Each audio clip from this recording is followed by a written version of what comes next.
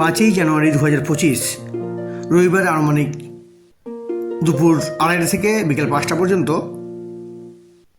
বাঁকুড়া জেলার মির্জা ব্লকের অর্ধগ্রাম অ্যাথলেটিক্স ক্লাবের সভাপতি স্বর্গীয় গৌতম চ্যাটার্জির স্মৃতির উদ্দেশ্যে Ardhagram knock out cricket tournament 2025 এর ক্রিকেট টুর্নামেন্টের শুভ উদ্বোধন করা হলো অর্ধগ্রাম ওসিপি ক্রিকেট ময়দানে। এদিন প্রদীপ প্রজ্বলন করার মধ্য দিয়ে অনুষ্ঠানের শুভ উদ্বোধন করা হয়। প্রদীপ প্রজ্বলন করেন বাঁকুড়ার সাংসদ অরূপ চক্রবর্তী সহ তালডাংরার বিধায়ক ফাল্গুনী সিংহবাবু। এছাড়া উপস্থিত ছিলেন অর্ধগ্রাম অ্যাথলেটিক্স ক্লাবের সম্পাদক তথা মির্জা ব্লক তৃণমূলের সভাপতি তথা এলাকার বিশিষ্ট সমাজসেবী ইন্দ্রজিৎ রায়, প্রাক্তন বিধায়ক স্বপন বাউরি, এলাকার বিশিষ্ট সমাজসেবী রবিলোচন গোপ, বিশ্বজিৎ গোপ, গঙ্গাজল ঘাটি এলাকার বিশিষ্ট সমাজসেবী জিতেন গড়াই। এর পাশাপাশি উপস্থিত ছিলেন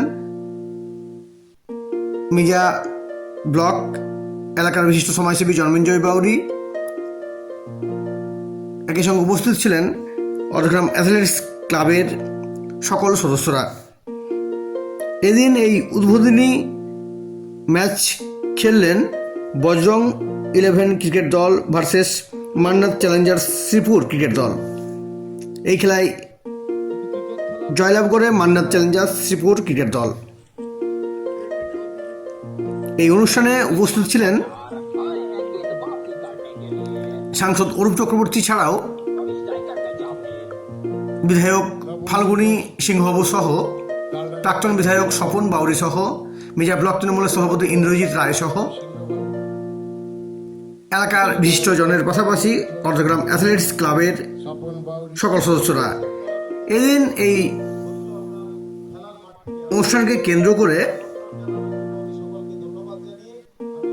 সাংসদ অরূপ চক্রবর্তী এদিন বেলুন উড়িয়ে খেলার শুভ উদ্বোধন করার পাশাপাশি বৃক্ষরোপণ কর্মসূচিও করেন অর্ধগ্রাম ওসিপি ক্রিকেট গ্রাউন্ডে।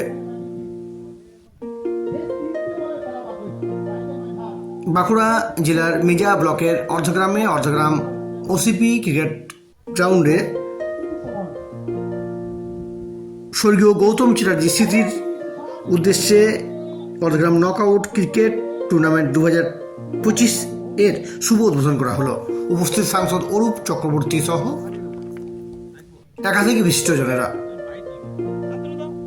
আমার দীর্ঘদিনের অ্যাথলেটিক ক্লাবের একটা সভাপতি পদে ছিলেন এবং খেলার প্রতি প্রচণ্ড আগ্রহ।